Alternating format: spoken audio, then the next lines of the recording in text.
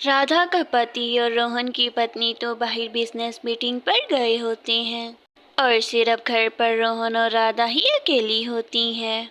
और एक शाम राधा खिड़की की तरफ देखकर बहुत ही उदास हो जाती है और तभी वहां पर रोहन आ जाता है। भाभी, मैं काफी देर से नोटिस कर रहा हूँ कि आप काफी देर से यहाँ अकेली ही खड़ी हुई हैं। कोई बात है तो मुझे आप बता सकती हैं। कुछ नहीं रोहन, बस मैं यही सोच रही थी कि अचानक ही मुझे तन्हाई सी महसूस होने लगी, इसी वजह से मैं कुछ देर से परेशान हूँ। राधा, दिल तो तन्हाइयाँ तभी महसूस करता है जब उसको किसी की साथ की ज़रूरत हो, और मैं इसमें तुम्हारा ज़रूर साथ दूंगा। देखो रोहन, मुझे यही लगता है कि अभी तुम्हें मेरे कमरे से चले जाना चाहिए और अपने कमरे में जाकर थोड़ी देर आराम कर लो, फिर मैं आती हूँ। पहले तो थोड़ी देर राधा हिचकिचाती है, मगर फिर वो उसको अपना हाथ पकड़ने देती है।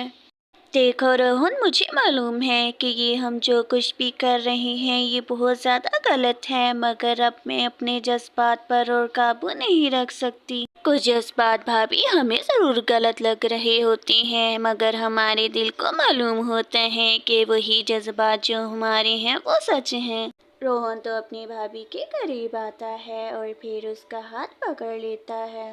पहले तो भाभी हिचकिचाती है, मगर फिर वो भी अपने जज्बात पर काबू नहीं रख पाती है। एक दिन भाभी अपने कमरे में रात को बैठकर रोहन के बारे में सोच रही होती है और वो रोहन के साथ बिताए हुए पल याद कर रही होती है कि रोहन वहाँ आता है। रोहन, मुझे नहीं मालूम कि मैं क्या कर रही हूँ। मेरे लिए तो मेरे पति ही सब कुछ है, मगर तुम्हारा साथ मुझे बहुत अच्छा लगता है। हाँ भाभी, आप बिल्कुल ठीक कह रही हैं, मगर जो हमारे दरमियान रिश्ता है वो भी बिल्कुल सच है और मैं तुम्हें बहुत ज़्यादा चाहता हूँ। रोहन तो राधा का धीरे से हाथ पकड़ लेता है और राधा भी उसके करीब आती है और फिर वो दोनों एक दूसरे को किस कर कर अपने जज्बात का इजहार करते हैं।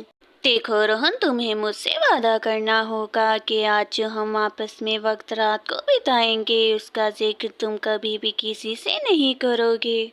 राधा, तुम बिल्कुल भी चिंता मत करो, इस रात के राज को मैं अपने दिल में ही दबा कर रखूंगा और तुम सिर्फ मेरी हो और मैं तुम्हारा। और फिर रोहन अपनी भाभी को कमरे में अपने साथ ले जाता है और फिर वो दोनों बेड पर जाकर लेट जाते हैं और फिर रात का सन्नाटा और उनके प्यार का इजहार होता है। और कुछ हफ्तों के बाद रोहन की पत्नी और राधा का पति भी मीटिंग से वापस आ जाते हैं। उन दोनों को उनके रिश्ते पर बहुत ज़्यादा ही शक होता है, मगर वो शक तो यकीन में बदल जाता है जब एक रात रिया रात को उन दोनों को एक दूसरे के बहुत ज़्यादा करीब देखती है। रोहन की पत्नी को तो ये सब कुछ देखकर बहुत गुस्सा आता है। हम दोनों ने तुम दोनों पर कितना ज़्यादा विश्वास रखा और तुम दोनों ने हमारी पीठ में ही छुरा घोंपा। तुम्हें ये करते हुए बिल्कुल शर्म नहीं आई। तुम दोनों ने हमारे साथ बहुत बड़ा विश्वासघात किया है। वहाँ बाहर हम तुम दोनों के लिए इतनी मेहनत कर रहे थे और तुमने ये क्या किया। वो दोनों शर्मिंदा थे, मगर उन्हें कोई पछतावा नहीं था। ये सब कुछ देखकर उनको और गुस्सा आता है। स्नेहा, मुझे अफसोस है, लेकिन जो कुछ भी हुआ वो तो सिर्फ एक लम्हे का नतीजा था। मैं भाभी से दूर बिल्कुल भी नहीं रह सकता था।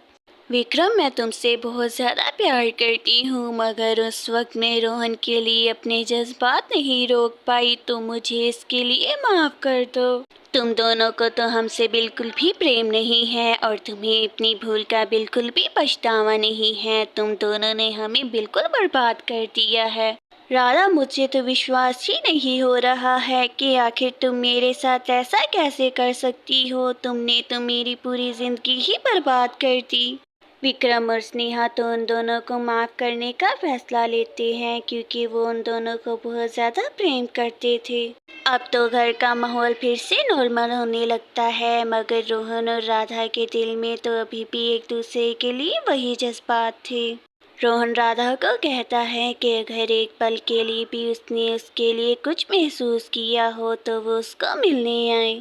भाभी, हमारे दरमियान जो कुछ भी है वो ऐसे ही ख़त्म नहीं हो सकता। अगर आप मेरे साथ नहीं रहेंगी तो मैं तो मर ही जाऊंगा। रोहन, हमने अपने घर वालों को विश्वास दिलाया है कि ये सिर्फ एक गलती थी और अब हम ये दोबारा नहीं करेंगे। तुम्हें ये बात समझनी होगी। देखो राधा, मुझे मालूम है कि जो हमने किया वो गलत था, मगर हमारे जज्बात सच्चे हैं। क्या तुम चाहती हो ये ऐसे ही ख़त्म हो जाए? मैं भी तुम्हारे साथ ही रहना चाहती हूँ, मगर हमने स्नेहा और विक्रम से वादा किया है तो हमें फिर अब अलग होना ही होगा, तुम समझो। भाभी, हम घर में एक दूसरे के साथ नहीं रह सकते, मगर होटल में तो जाकर मिल ही सकते हैं। ऐसे किसी को हमारे रिश्ते पर शक भी नहीं होगा। राधा के दिल में तो अभी भी वो गहरे जज्बात थे, इसी वजह से वो उसके लिए हाँ कर देती है। हाँ रोहन, तुम बिल्कुल ठीक कह रही हो। हमें एक दूसरे से अपने जज्बात बिल्कुल भी नहीं छुपाने चाहिए और अब हम ऐसे ही आगे से मिलेंगे। भाभी, आप बिल्कुल भी चिंता मत करें, ये राज मेरे दिल के कोने में ही दफन रहेगा और अब मैं इसको किसी के सामने भी आने नहीं दूंगा। कुछ दिन तो रोहन और राधा एक दूसरे से बहुत ही अलग अलग रहते हैं और सबको लगता है वो बिल्कुल ठीक हो गए हैं, मगर सबको क्या मालूम था कि उन दोनों ने अपना एक नया ही प्लान बना लिया है। और एक दिन रोहन बाहर बैठकर अपनी भाभी को मैसेज करता है और फिर वो कहता है, मुझे पूरा विश्वास है कि भाभी को जैसे ही मेरा मैसेज मिलेगा वो होटल में पर 8 बजे ज़रूर आएंगी। अब मुझे भी तैयार होना चाहिए। राधा को जब रोहन का मैसेज मिलता है तब तो वो किचन में काम कर रही होती है।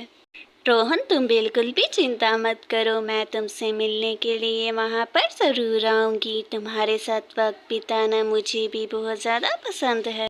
भाभी तो सहेली के घर जाने का बहाना बनाकर जल्दी से उस होटल की तरफ ही जाती है जहाँ रोहन पहले से ही कमरे में उसका इंतज़ार कर रहा होता है। रोहन तो बहुत ही बेसब्री से अपनी भाभी के आने का इंतज़ार कर रहा होता है और वो जैसे ही आती है वो बहुत ही ज़्यादा मुस्कुराता है। भाभी, मुझे पूरा यकीन था जब मैंने आपको मैसेज किया था कि आप यहाँ पर ज़रूर आएंगी। चले आए, अब हम बैठकर बातें करते हैं। मैं जानती हूँ कि मैं ये सब कुछ बहुत ज़्यादा गलत कर रही हूँ, मगर मैं अपने दिल का क्या करूँ जो हर वक्त बस तुमसे ही मिलने का कहता है। भाभी, हम दोनों एक दूसरे के लिए जज्बात रखते हैं, इसमें गलत कुछ भी नहीं है और ये रिश्ता तो अब हमारी ज़िंदगी का हिस्सा ही बन चुका है। रोहन, अब हमेशा ये रिश्ता हमारी ज़िंदगी में एक राज बनकर ही रहेगा और मैं नहीं चाहती हूँ कि ये राज अब किसी को भी मालूम हो। आप बिल्कुल भी चिंता मत करें, अब हमारे रिश्ते के बारे में किसी को भी कुछ मालूम नहीं होगा और अब हम भी अपना रिश्ता शुरू करेंगे। रोहन तो अपनी भाभी को अपनी बाहों में खींच लेता है और एक बार फिर उनके प्यार की गवाह ये चांदनी रात बनती है और फिर वो कुछ ऐसे ही लम्हात बिताते हैं। ऐसे ही कुछ समय भी बीत जाता है और वो दोनों ही हर हफ्ते ही कोई ना कोई बहाना बनाकर एक दूसरे से ज़रूर मिलने के लिए आते थे।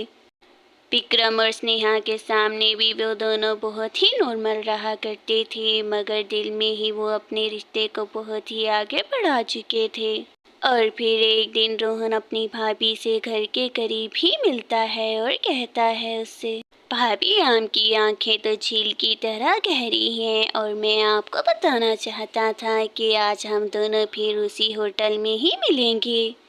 ठीक है रोहन, तुम बिल्कुल भी चिंता मत करो, मैं वक्त से पहले ही होटल में आ जाऊंगी और तुम भी स्नेहा को बता देना कि तुम्हें कहीं जाना है। भाभी, क्या आप इतनी जल्दी ही चली जाएंगी? अभी तो मैंने आपको जी भर कर देखा भी नहीं और आप अभी से ही जाने की बातें कर रही हैं घर। अगर रोहन तुम मुझसे शाम को मिलना चाहती हो तो फिर तो अभी मुझे घर जाना ही होगा, वरना किसी को शक हो गया तो मुश्किल हो जाएगी। ठीक है भाभी, तो मैं आपको जाने देता हूँ। वैसे भी हमें शाम को तो मिलना ही है, फिर मैं आपको जी भर कर वहीं पर देख लूँगा, आप जाएं। और फिर वह दोनों शाम को वहीं पर मिलते हैं और एक दूसरे की आंखों में खो जाते हैं। वो दोनों तो घर में अब बिल्कुल भी नहीं मिलते और इसी तरह वो विक्रम और स्नेहा को विश्वास दिलाते हैं कि उनके दरमियान अब ऐसा कुछ भी नहीं रहा। वो दोनों अपनी शादियों को भी ऐसे ही चलाती हैं और अपने इस रिश्ते को भी आगे से और ज़्यादा मजबूत बनाते हैं दोनों।